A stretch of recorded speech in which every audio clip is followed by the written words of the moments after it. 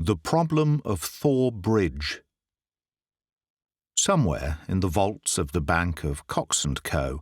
at Charing Cross, there is a travel-worn and battered tin dispatch box with my name, John H. Watson, M.D., late Indian Army, painted upon the lid. It is crammed with papers, nearly all of which are records of cases to illustrate the curious problems which Mr. Sherlock Holmes had at various times to examine. Some, and not the least interesting, were complete failures, and as such will hardly bear narrating, since no final explanation is forthcoming. A problem without a solution may interest the student, but can hardly fail to annoy the casual reader. Among these unfinished tales is that of Mr. James Phillimore, who, stepping back into his own house to get his umbrella, was never more seen in this world. No less remarkable is that of the cutter Alicia, which sailed one spring morning into a small patch of mist, from where she never again emerged, nor was anything further ever heard of herself and her crew. A third case worthy of note is that of Isadora Persano, the well-known journalist and duellist who was found stark staring mad with a matchbox in front of him which contained a remarkable worm, said to be unknown to science. Apart from these unfathomed cases, there are some which involve the secrets of private families to an extent which would mean consternation in many exalted quarters if it were thought possible that they might find their way into print. I need not say that such a breach of confidence is unthinkable, and that these records will be separated and destroyed, now that my friend has time to turn his energies to the matter. There remain a considerable residue of cases of greater or less interest, which I might have edited before, had I not feared to give the public a surfeit which might react upon the reputation of the man whom above all others I revere. In some I was myself concerned, and can speak as an eyewitness, while in others I was either not present or played so small a part that they could only be told as by a third person. The following narrative is drawn from my own experience. It was a wild morning in October, and I observed as I was dressing how the last remaining leaves were being whirled from the solitary plane tree which graces the yard behind our house. I descended to breakfast, prepared to find my companion in depressed spirits, for, like all great artists, he was easily impressed by his surroundings. On the contrary, I found that he had nearly finished his meal, and that his mood was particularly bright and joyous, with that somewhat sinister cheerfulness which was characteristic of his lighter moments. "You have a case, Holmes?" I remarked. "The faculty of deduction is certainly contagious, Watson," he answered. "It has enabled you to probe my secret. Yes, I have a case. After a month of trivialities and stagnation, the wheels move once more. Might I share it?" "There is little to share, but we may discuss it when you have consumed the 2 hard-boiled eggs with which our new cook has favoured us. Their condition may not be unconnected with the copy of the Family Herald, which I observed yesterday upon the hall table. Even so trivial a matter as cooking an egg demands an attention which is conscious of the passage of time, and incompatible with the love romance in that excellent periodical." A quarter of an hour later the table had been cleared, and we were face to face. He had drawn a letter from his pocket. "You have heard of Neil Gibson, the Gold King?" he said. "You mean the American senator? Well, he was once senator for some western state, but is better known as the greatest gold-mining magnate in the world." "Yes, I know of him. He has surely lived in England for some time. His name is very familiar." "Yes, he bought a considerable estate in Hampshire some 5 years ago. Possibly you have already heard of the tragic end of his wife." "Of course, I remember it now. That is why the name is familiar. But I really know nothing of the details." Holmes waved his hand towards some papers on a chair. "I had no idea that the case was coming my way, or I should have had my extracts ready," said he. The fact is that the problem, though exceedingly sensational, appeared to present no difficulty. The interesting personality of the accused does not obscure the clearness of the evidence. That was the view taken by the coroner's jury and also in the police court proceedings. It is now referred to the assizes at Winchester. I fear it is a thankless business. I can discover facts, Watson, but I cannot change them. Unless some entirely new and unexpected ones come to light, I do not see what my client can hope for. Your client? Ah, I forgot I had not told you. I'm getting into your involved habit, Watson, of telling a story backward. You had best read this first. The letter which he handed to me, written in a bold, masterful hand, ran as follows. Claridge's Hotel, October 3rd. Dear Mr. Sherlock Holmes, I can't see the best woman God ever made go to her death without doing all that is possible to save her. I can't explain things. I can't even try to explain them, but I know beyond all doubt that Miss Dunbar is innocent. You know the facts. Who doesn't? It has been the gossip of the country, and never a voice raised for her. It's the damned injustice of it all that makes me crazy. That woman has a heart that wouldn't let her kill a fly. Well, I'll come at 11 tomorrow and see if you can get some ray of light in the dark.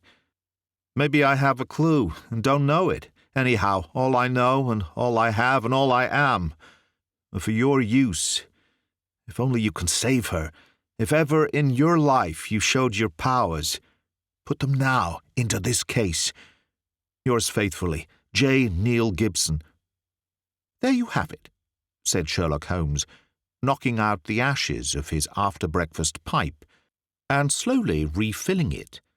That is the gentleman I await. As to the story, you have hardly time to master all these papers, so I must give it to you in a nutshell if you are to take an intelligent interest in the proceedings.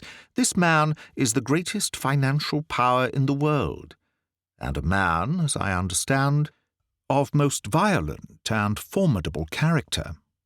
He married a wife, the victim of this tragedy, of whom I know nothing save that she was past her prime, which was the more unfortunate as a very attractive governess superintended the education of 2 young children.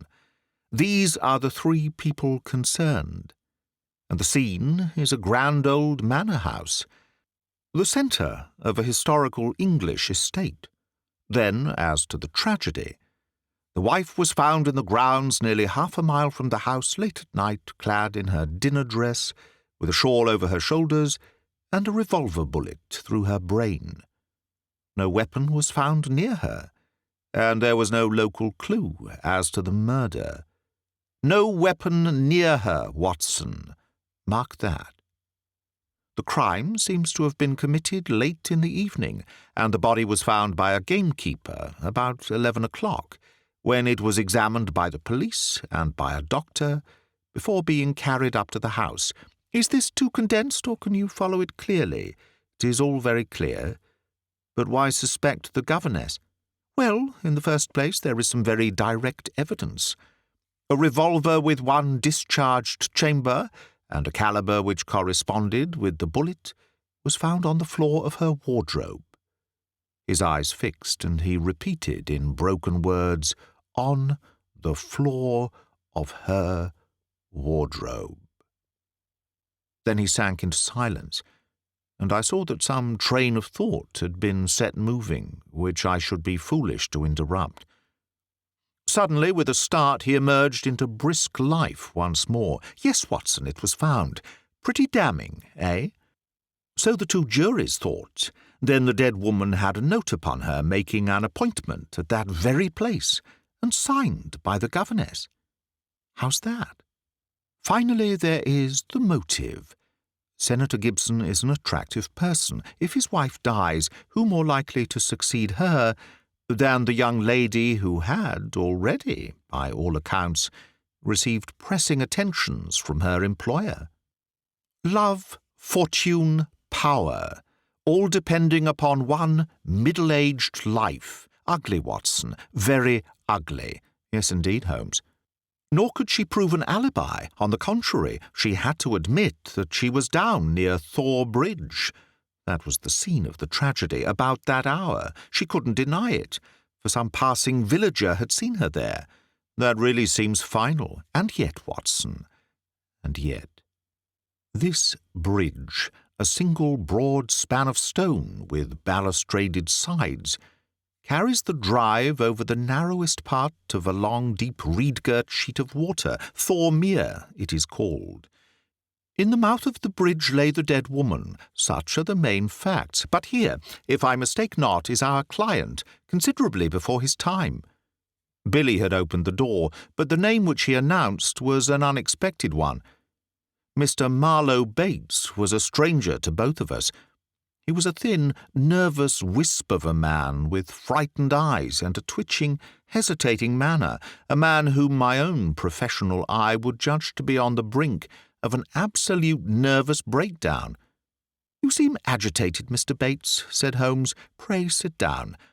I fear I can only give you a short time, for I have an appointment at 11. "I know you have," our visitor gasped, shooting out short sentences like a man who is out of breath. "Mr. Gibson is coming. Mr. Gibson is my employer. I am manager of his estate, Mr. Holmes. He is a villain. An infernal villain." "Strong language, Mr. Bates." "I have to be emphatic, Mr. Holmes, for the time is so limited. I would not have him find me here for the world. He's almost due now, but I was so situated that I could not come earlier. His secretary, Mr. Ferguson, only told me this morning of his appointment with you." "And you are his manager?" "I have given him notice. In a couple of weeks I shall have shaken off his accursed slavery. A hard man, Mr. Holmes, hard to all about him. Those public charities are a screen to cover his private iniquities. But his wife was the chief victim. He was brutal to her. Yes, sir, brutal. How she came by her death I do not know. But I am sure that he made her life a misery to her. She was a creature of the tropics, a Brazilian by birth, as no doubt you know." "No, it had escaped me." "Tropical by birth and tropical by nature. A child of the sun and of passion. She had loved him, as such women can love. But when her own physical charms had faded, I am told they were once great, there was nothing to hold him. We all liked her and felt for her, and hated him for the way that he treated her. But he is plausible and cunning. That is all I have to say to you. Don't take him at his face value. There is more behind. Now I'll go. No, don't detain me. He's almost due." With a frightened look at the clock, our strange visitor literally ran to the door and disappeared. Well, said Holmes, after an interval of silence. "Mr. Gibson seems to have a nice, loyal household. But the warning is a useful one. And now we can only wait till the man himself appears." Sharp at the hour, we heard a heavy step upon the stairs, and the famous millionaire was shown into the room. As I looked upon him, I understood not only the fears and dislike of his manager, but also the execrations which so many business rivals have heaped upon his head. If I were a sculptor, and desired to idealize the successful man of affairs, iron of nerve and leathery of conscience, I should choose Mr. Neil Gibson as my model. His tall, gaunt, craggy figure had a suggestion of hunger and rapacity. An Abraham Lincoln keyed to base uses instead of high ones would give some idea of the man.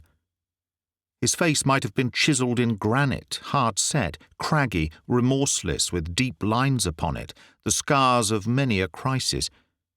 Cold grey eyes, looking shrewdly out from under bristling brows, surveyed us each in turn. He bowed in perfunctory fashion as Holmes mentioned my name, and then, with a masterful air of possession, he drew a chair up to my companion and seated himself with his bony knees almost touching him. "Let me say right here, Mr. Holmes," he began, "that money is nothing to me in this case. You can burn it if it's any use in lighting you to the truth. This woman is innocent, and this woman has to be cleared, and it's up to you to do it. Name your figure." "My professional charges are upon a fixed scale," said Holmes coldly. "I do not vary them, save when I remit them altogether." "Well, if dollars make no difference to you, think of the reputation. If you pull this off, every paper in England and America will be booming you. You'll be the talk of 2 continents. "Thank you, Mr. Gibson. I do not think that I am in need of booming. It may surprise you to know that I prefer to work anonymously, and that it is the problem itself which attracts me. But we are wasting time. Let us get down to the facts. I think that you will find all the main ones in the press reports. I don't know that I can add anything which will help you, but if there is anything you would wish more light upon, well, I'm here to give it." "Well, there is just one point." "What is it?" "What were the exact relations between you and Miss Dunbar?" The Gold King gave a violent start, and half rose from his chair. Then his massive calm came back to him. "I suppose you are within your rights, and may be doing your duty, in asking such a question, Mr. Holmes." "We will agree to suppose so," said Holmes. "Then I can assure you that our relations were entirely and always those of an employer towards a young lady, whom he never conversed with or ever saw, save when she was in the company of his children." Holmes rose from his chair. "I am a rather busy man, Mr. Gibson," said he, "and I have no time or taste for aimless conversations. I wish you good morning." Our visitor had risen also, and his great loose figure towered above Holmes. There was an angry gleam from under those bristling brows, and a tinge of colour in the sallow cheeks. "What the devil do you mean by this, Mr. Holmes? Do you dismiss my case?" "Well, Mr. Gibson, at least I dismiss you. I should have thought my words were plain."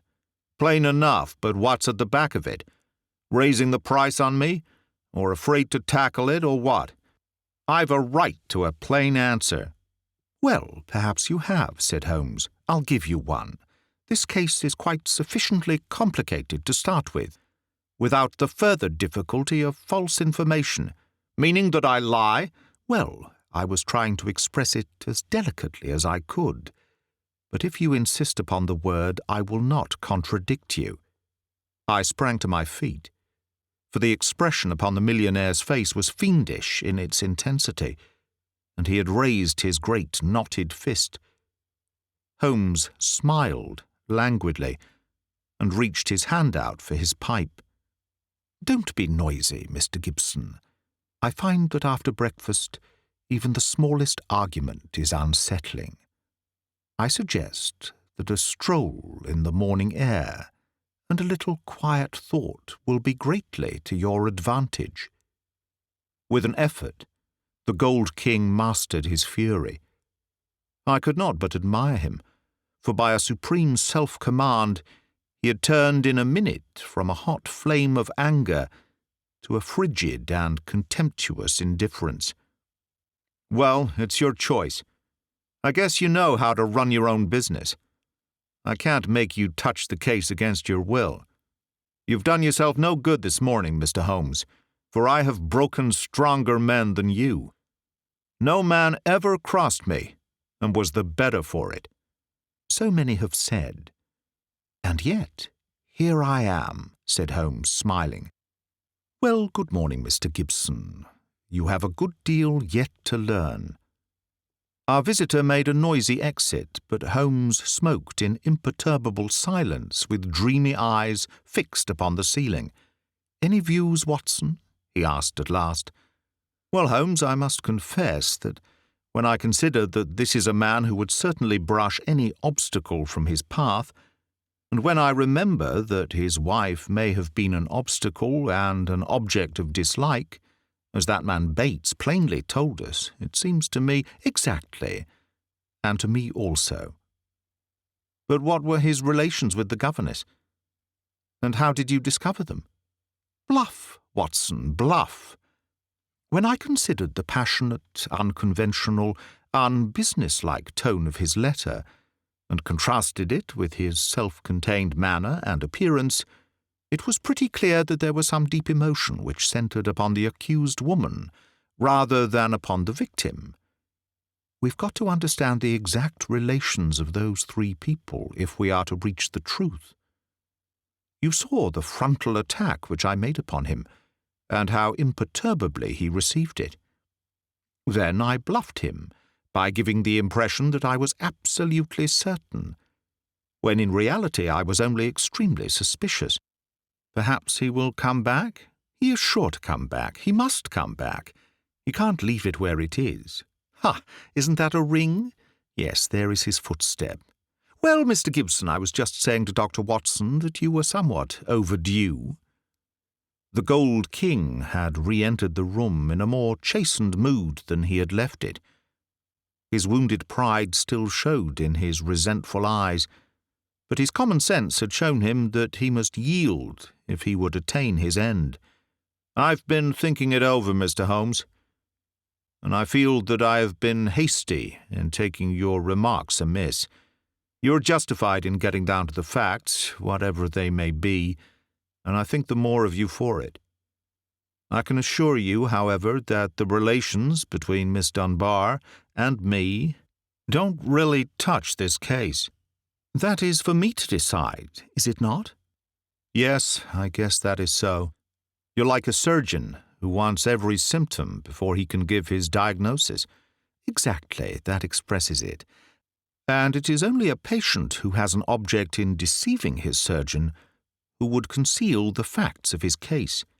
That may be so, but you will admit, Mr. Holmes, that most men would shy off a bit when they are asked point-blank what their relations with a woman may be, if there is really some serious feeling in the case. I guess most men have a little private reserve of their own in some corner of their souls, where they don't welcome intruders.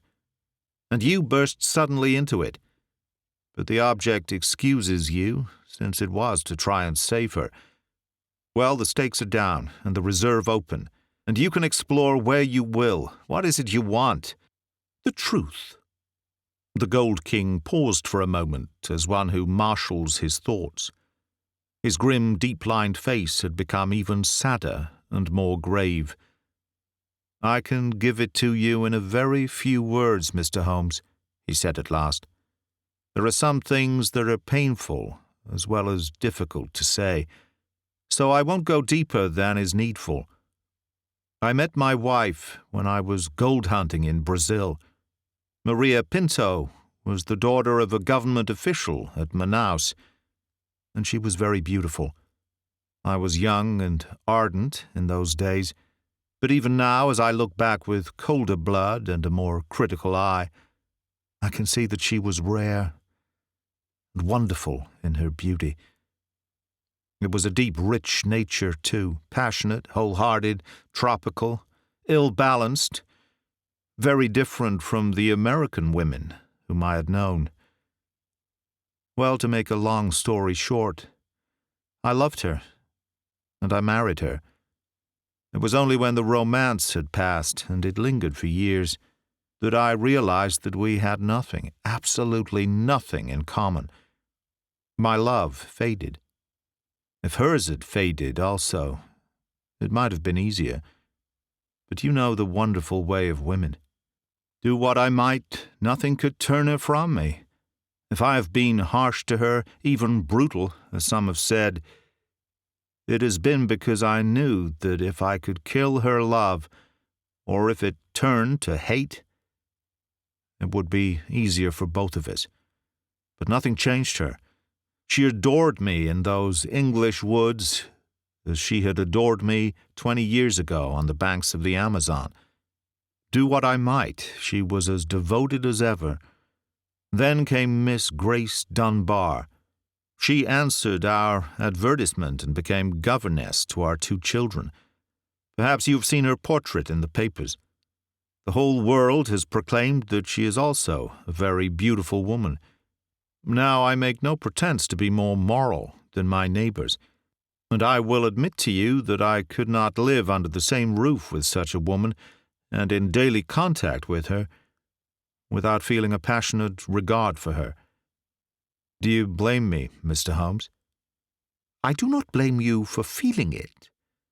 I should blame you if you expressed it, since this young lady was, in a sense, under your protection. Well, maybe so, said the millionaire, though for a moment the reproof had brought the old angry gleam into his eyes. I'm not pretending to be any better than I am. I guess all my life I've been a man that reached out his hand for what he wanted.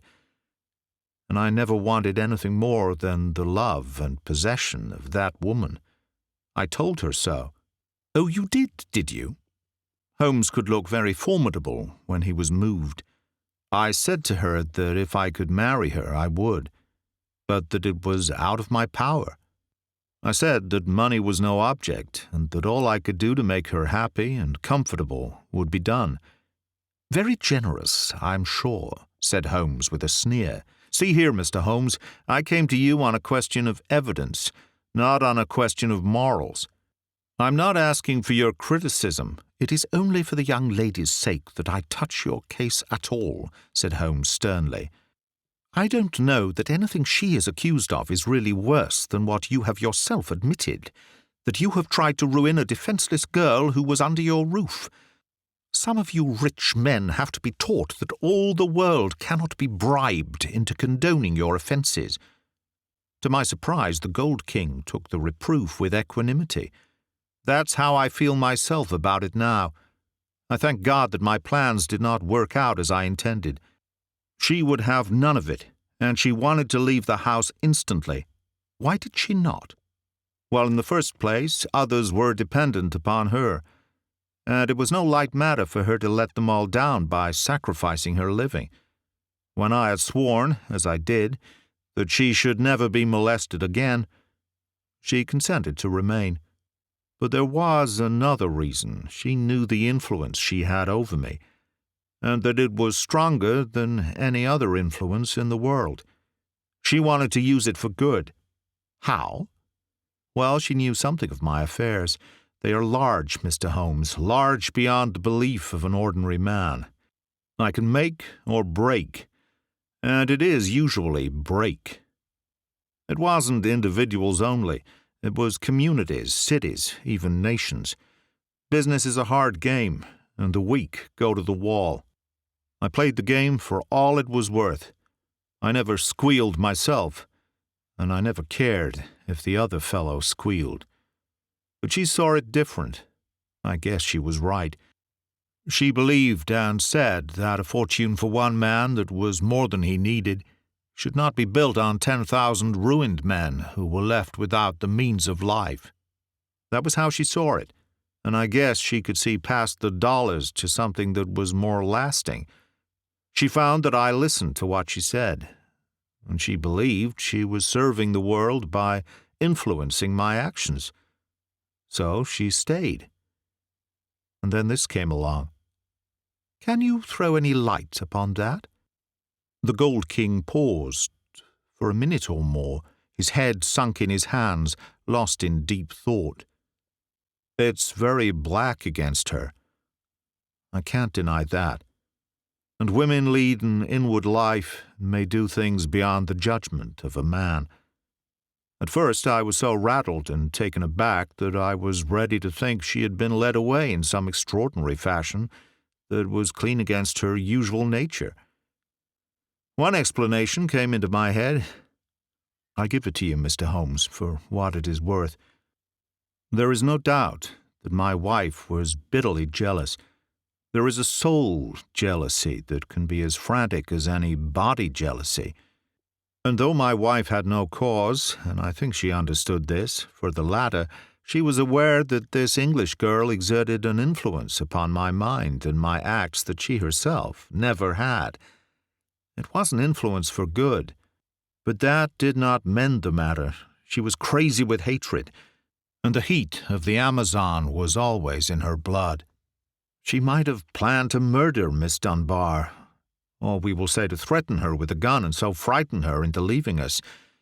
Then there might have been a scuffle and the gun gone off and shot the woman who held it. That possibility had already occurred to me, said Holmes. Indeed, it is the only obvious alternative to deliberate murder. But she utterly denies it. Well, that is not final, is it? One can understand that a woman placed in so awful a position might hurry home still in her bewilderment, holding the revolver. She might even throw it down among her clothes, hardly knowing what she was doing, and when it was found she might try to lie her way out by a total denial, since all explanation was impossible. What is against such a supposition? Miss Dunbar herself?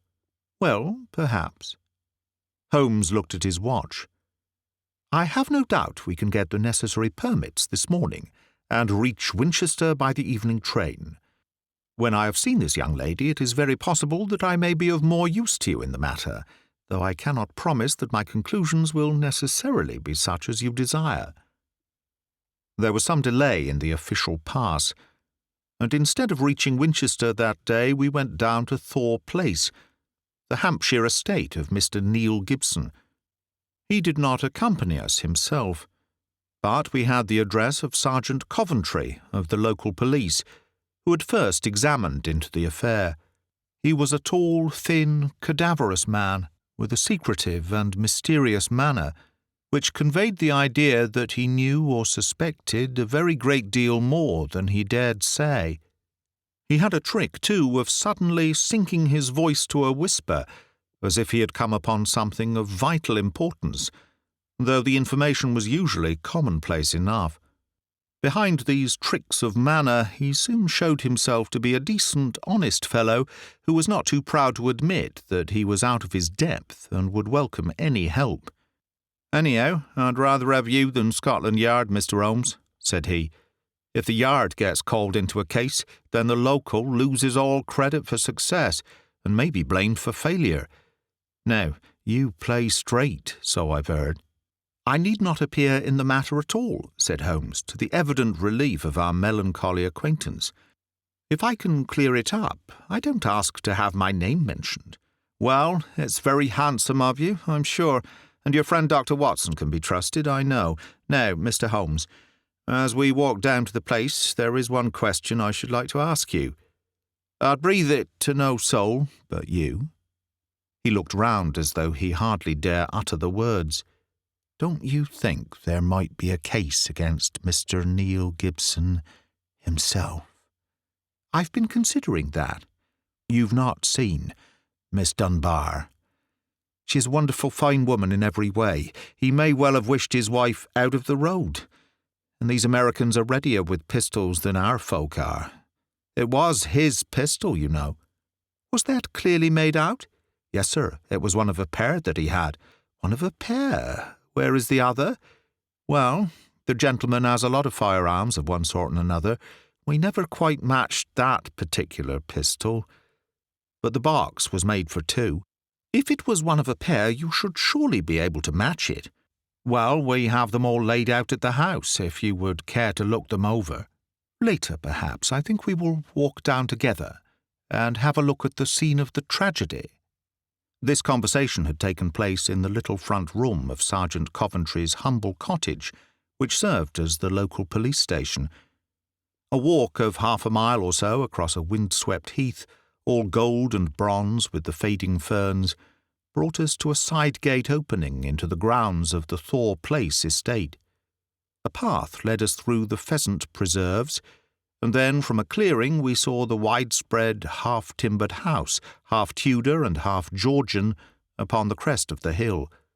Beside us there was a long, reedy pool, constricted in the centre, where the main carriage drive passed over a stone bridge, but swelling into small lakes on either side.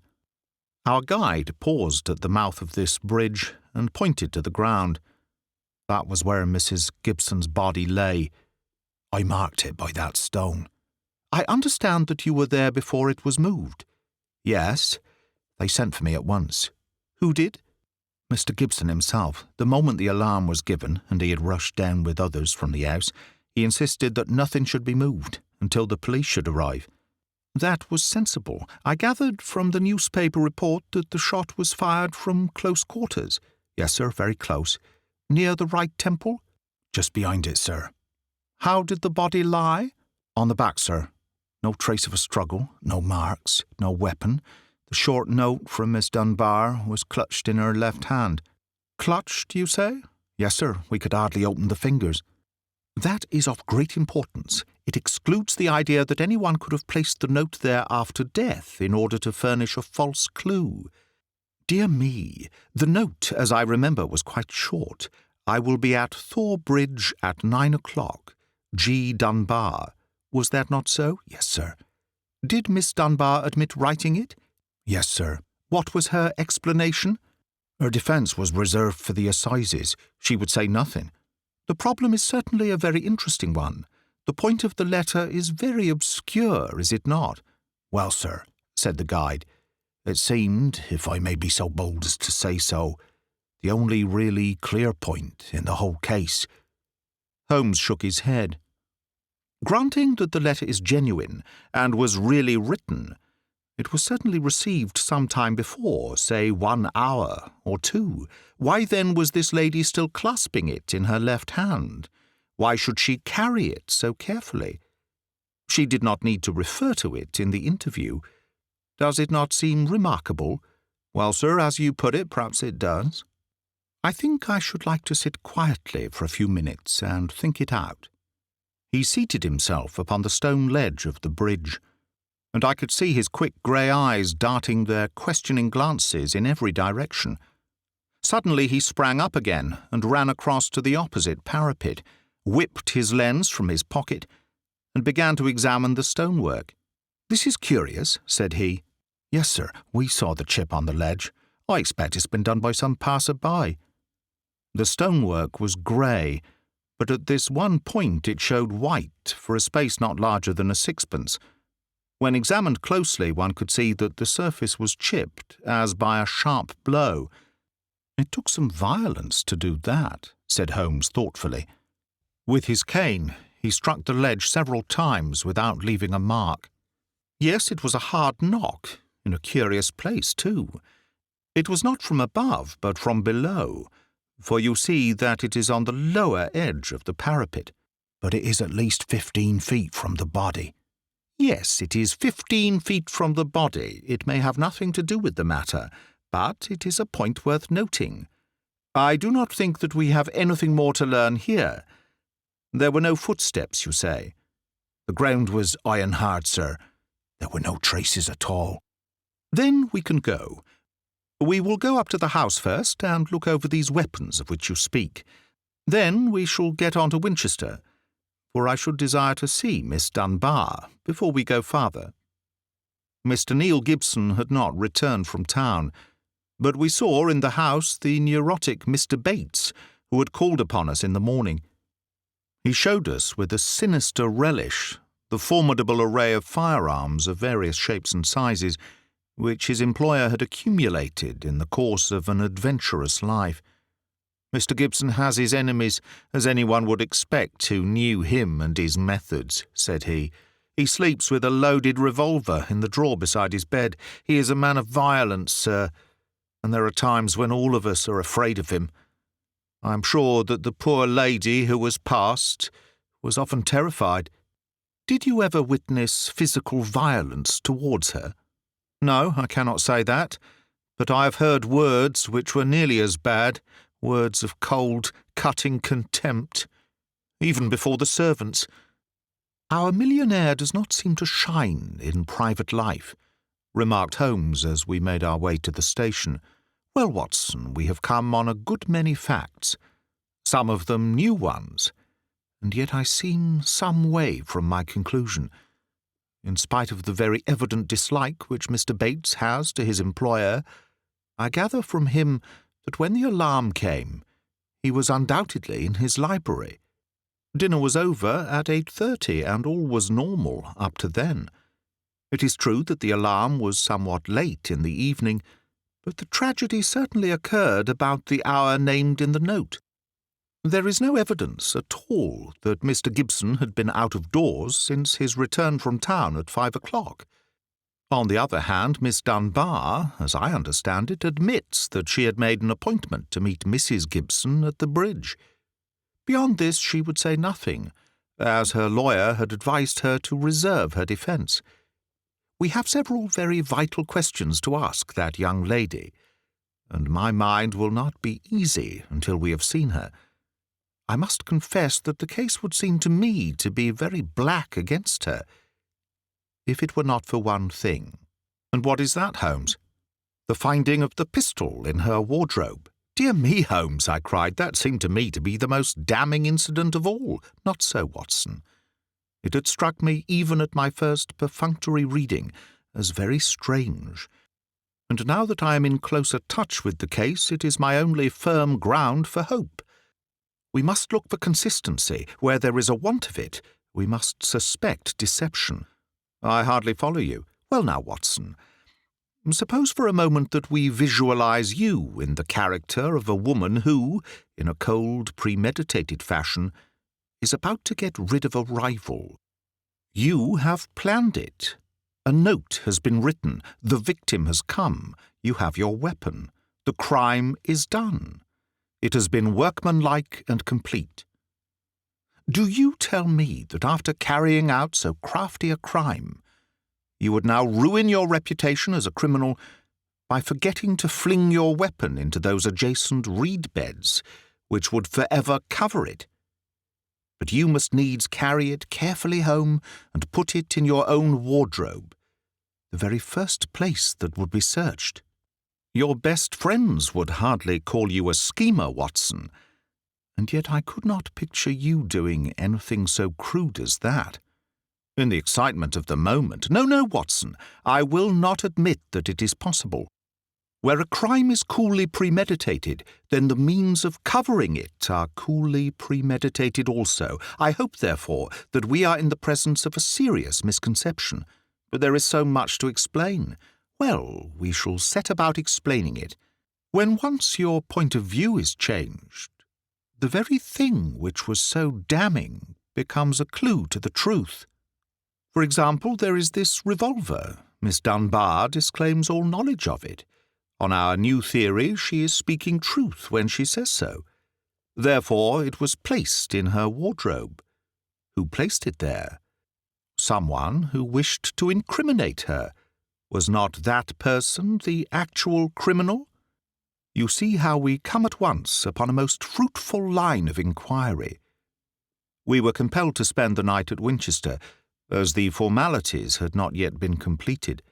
But next morning, in the company of Mr. Joyce Cummings, a rising barrister who was entrusted with the defence, we were allowed to see the young lady in her cell. I had expected, from all that we have heard, to see a beautiful woman, but I can never forget the effect which Miss Dunbar produced upon me.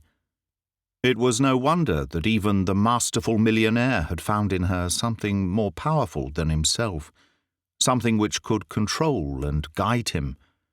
One felt, too, as one looked at the strong, clear-cut and yet sensitive face, that even should she be capable of some impetuous deed, nonetheless there was an innate nobility of character which would make her influence always for the good.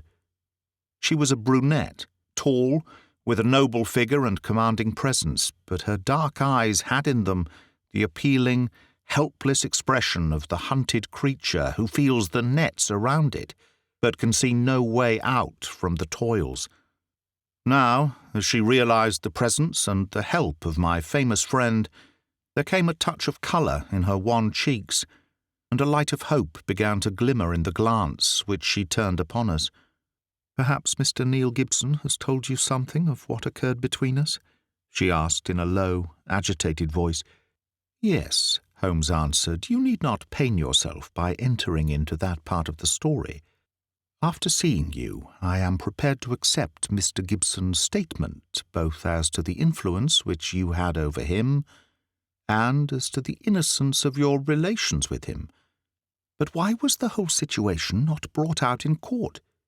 It seemed to me incredible that such a charge could be sustained. I thought that if we waited, the whole thing must clear itself up, without our being compelled to enter into painful details of the inner life of the family. But I understand that far from clearing, it has become even more serious." "My dear young lady," cried Holmes earnestly, I beg you to have no illusions upon the point. Mr. Cummings here would assure you that all the cards are at present against us, and that we must do everything that is possible if we are to win clear. It would be a cruel deception to pretend that you are not in very great danger. Give me all the help you can, then, to get at the truth. I will conceal nothing. Tell us, then, of your true relations with Mr. Gibson's wife. She hated me, Mr. Holmes. She hated me with all the fervour of her tropical nature. She was a woman who would do nothing by halves, and the measure of her love for her husband was the measure also of her hatred for me. It is probable that she misunderstood our relations. I would not wish to wrong her, but she loved so vividly in a physical sense that she could hardly understand the mental and even spiritual tie which held her husband to me, or imagine that it was only my desire to influence his power to good ends which kept me under his roof. I can see now that I was wrong. Nothing could justify me in remaining where I was a cause of unhappiness, and yet it is certain that the unhappiness would have remained even if I had left the house. Now, Miss Dunbar, said Holmes, I beg you to tell us exactly what occurred that evening. I can tell you the truth so far as I know it, Mr. Holmes, but I am in a position to prove nothing, and there are points, the most vital points, which I can neither explain, nor can I imagine any explanation. If you will find the facts, perhaps others may find the explanation. With regard, then, to my presence at Thor Bridge that night, I received a note from Mrs. Gibson in the morning. It lay on the table of the schoolroom, and it may have been left there by her own hand. It implored me to see her there after dinner, said she had something important to say to me, and asked me to leave an answer on the sundial in the garden, as she desired no one to be in our confidence. I saw no reason for such secrecy, but I did as she asked, accepting the appointment. She asked me to destroy her note, and I burned it in the schoolroom grate. She was very much afraid of her husband, who treated her with a harshness for which I frequently reproached him, and I could only imagine that she acted in this way because she did not wish him to know of our interview. Yet she kept your reply very carefully. Yes, I was surprised to hear that she had it in her hand when she died. Well, what happened then? I went down as I had promised. When I reached the bridge, she was waiting for me. Never did I realize till that moment how this poor creature hated me. She was like a madwoman. Indeed, I think she was a madwoman, subtly mad, with the deep power of deception which insane people may have. How else could she have met me with unconcern every day, and yet had so raging a hatred of me in her heart? I will not say what she said. She poured her whole wild fury out in burning and horrible words. I did not even answer. I could not. It was dreadful to see her. I put my hands to my ears and rushed away. When I left her, she was standing, still shrieking out her curses at me, in the mouth of the bridge, where she was afterwards found, within a few yards from the spot. And yet, presuming that she met her death shortly after you left her, you heard no shot? No, I heard nothing, but indeed, Mr. Holmes, I was so agitated and horrified by this terrible outbreak that I rushed to get back to the peace of my own room, and I was incapable of noticing anything which happened. You say that you returned to your room. Did you leave it again before next morning? Yes, when the alarm came that the poor creature had met her death, I ran out with the others. Did you see Mr. Gibson? Yes, he had just returned from the bridge when I saw him. He had sent for the doctor and the police. Did he seem to you much perturbed? Mr. Gibson is a very strong, self-contained man. I do not think that he would ever show his emotions on the surface, but I, who knew him so well, could see that he was deeply concerned. Then we come to the all-important point. This pistol that was found in your room. Had you ever seen it before? Never, I swear it. When was it found? Next morning, when the police made their search. Among your clothes? Yes, on the floor of my wardrobe, under my dresses. You could not guess how long it had been there? It had not been there the morning before. How do you know? Because I tidied out the wardrobe. That is final. Then someone came into your room and placed the pistol there in order to inculpate you. It must have been so. And when? It could only have been at mealtime, or else at the hours when I would be in the schoolroom with the children. As you were when you got the note? Yes, from that time onward, for the whole morning. Thank you, Miss Dunbar. Is there any other point which could help me in the investigation? I can think of none. There was some sign of violence on the stonework of the bridge, a perfectly fresh chip just opposite the body. Could you suggest any possible explanation of that? Surely it must be a mere coincidence. Curious, Miss Dunbar, very curious. Why should it appear at the very time of the tragedy? And why at the very place? But what could have caused it? Only great violence could have such an effect. Holmes did not answer. His pale, eager face had suddenly assumed that tense, far-away expression which I had learned to associate with the supreme manifestations of his genius. So evident was the crisis in his mind that none of us dared to speak, and we sat, barrister, prisoner, and myself, watching him in a concentrated and absorbed silence. Suddenly he sprang from his chair, vibrating with nervous energy and the pressing need for action. "Come, Watson, come," he cried. "What is it, Mr. Holmes?" "Never mind, my dear lady. You will hear from me, Mr. Cummings. With the help of the God of Justice, I will give you a case which will make England ring. You will get news by tomorrow, Miss Dunbar, and meanwhile take my assurance that the clouds are lifting and that I have every hope that the light of truth is breaking through." It was not a long journey from Winchester to Thor Place, but it was long to me in my impatience, while for Holmes it was evident that it seemed endless.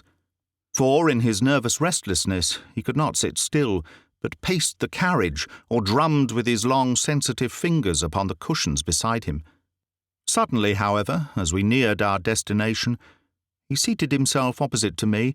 We had a first-class carriage to ourselves, and laying a hand upon each of my knees, he looked into my eyes with the peculiarly mischievous gaze which was characteristic of his more imp-like moods. "Watson," said he, "I have some recollection that you go armed upon these excursions of ours." It was as well for him that I did so, for he took little care for his own safety when his mind was once absorbed by a problem, so that more than once my revolver has been a good friend in need. I reminded him of the fact. Yes, I am a little absent-minded in such matters. But have you your revolver on you? I produced it from my hip pocket, a short, handy, but very serviceable little weapon. He undid the catch, shook out the cartridges, and examined it with care. "It's heavy, remarkably heavy," said he. "Yes, it's a solid bit of work." He mused over it for a minute. "Do you know, Watson," said he, "I believe your revolver is going to have a very intimate connection with the mystery which we are investigating. My dear Holmes, you are joking. No, Watson, I'm very serious. There is a test before us. If the test comes off, all will be clear, and the test will depend upon the conduct of this little weapon. 1 cartridge out. Now we will replace the other 5 and put on the safety catch, so. That increases the weight and makes it a better reproduction." I had no glimmer of what was in his mind, nor did he enlighten me, but sat lost in thought until we pulled up in the little Hampshire station. We secured a ramshackle trap, and in a quarter of an hour were at the house of our confidential friend, the sergeant. "A clue, Mr. Holmes. What is it?" "It all depends upon the behaviour of Dr. Watson's revolver," said my friend. "Here it is. Now, officer, can you give me 10 yards of string?" The village shop provided a ball of stout twine. "I think that this is all we will need," said Holmes. "Now, if you please, we will get off on what I hope is the last stage of our journey." The sun was setting and turning the rolling Hampshire moor into a wonderful autumnal panorama. The sergeant, with many critical and incredulous glances, which showed his deep doubts of the sanity of my companion, lurched along beside us. I could see that my friend, under all his habitual coolness, was in truth deeply agitated. "Yes," he said in answer to my remark. "You have seen me miss my mark before, Watson. I have an instinct for such things, and yet it has sometimes played me false. It seemed a certainty when first it flashed across my mind in the cell at Winchester, but one drawback of an active mind is that one can always conceive alternative explanations, which would make our scent a false one, and yet... Well, Watson, we can but try." As he walked, he had firmly tied one end of the string to the handle of the revolver. We had now reached the scene of the tragedy. With great care he marked out, under the guidance of the policeman, the exact spot where the body had been stretched. He then hunted among the heather and the ferns until he found a considerable stone. This he secured to the other end of his line of string, and he hung it over the parapet of the bridge, so that it swung clear above the water. He then stood on the fatal spot, some distance from the edge of the bridge, with my revolver in his hand, the string being taut between the weapon and the heavy stone on the farther side. "Now for it!" he cried. At the words he raised the pistol to his head, and then let go his grip. In an instant it had been whisked away by the weight of the stone, had struck with a sharp crack against the parapet, and had vanished over the side into the water. It had hardly gone before Holmes was kneeling beside the stonework, and a joyous cry showed that he had found what he expected. "Was there ever a more exact demonstration?" he cried. "See, Watson, your revolver has solved the problem." As he spoke, he pointed to a second chip of the exact size and shape of the first, which had appeared on the under edge of the stone balustrade. "We'll stay at the inn tonight," he continued, as he rose and faced the astonished sergeant. "You will, of course, get a grappling hook, and you will easily restore my friend's revolver. You will also find beside it the revolver string and weight with which this vindictive woman attempted to disguise her own crime and to fasten a charge of murder upon an innocent victim. You can let Mr. Gibson know that I will see him in the morning, when steps can be taken for Miss Dunbar's vindication." Late that evening, as we sat together smoking our pipes in the village inn, Holmes gave me a brief review of what had passed. "I fear, Watson," said he, "that you will not improve any reputation which I may have acquired by adding the case of the Thor Bridge mystery to your annals. I have been sluggish in mind, and wanting in that mixture of imagination and reality which is the basis of my art. I confess that the chip in the stonework was a sufficient clue to suggest the true solution, and that I blame myself for not having attained it sooner. It must be admitted that the workings of this unhappy woman's mind were deep and subtle, so that it was no very simple matter to unravel her plot. I do not think that in our adventures we have ever come across a stranger example of what perverted love can bring about. Whether Miss Dunbar was her rival in a physical or in a merely mental sense seems to have been equally unforgivable in her eyes. No doubt she blamed this innocent lady for all those harsh dealings and unkind words with which her husband tried to repel her too demonstrative affection. Her first resolution was to end her own life. Her second was to do it in such a way as to involve her victim in a fate which was worse far than any sudden death could be. We can follow the various steps quite clearly, and they show a remarkable subtlety of mind. A note was extracted very cleverly from Miss Dunbar, which would make it appear that she had chosen the scene of the crime.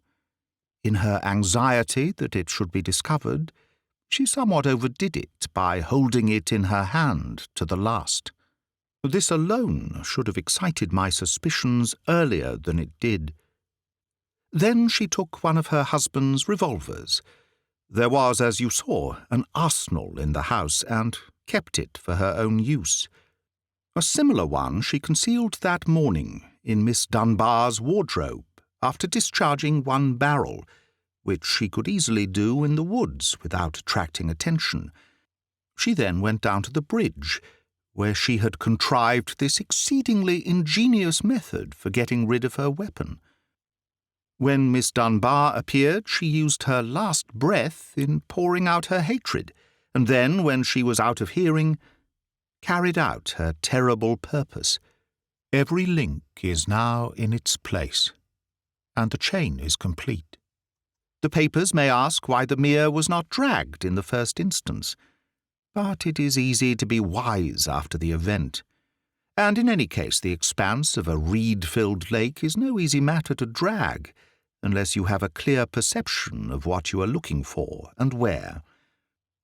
Well, Watson, we have helped a remarkable woman and also a formidable man.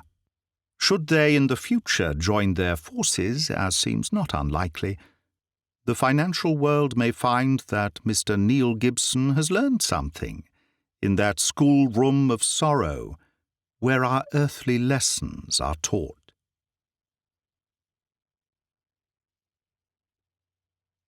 That is the end of The Problem at Thor Bridge by Sir Arthur Conan Doyle. Read by Greg Wagland.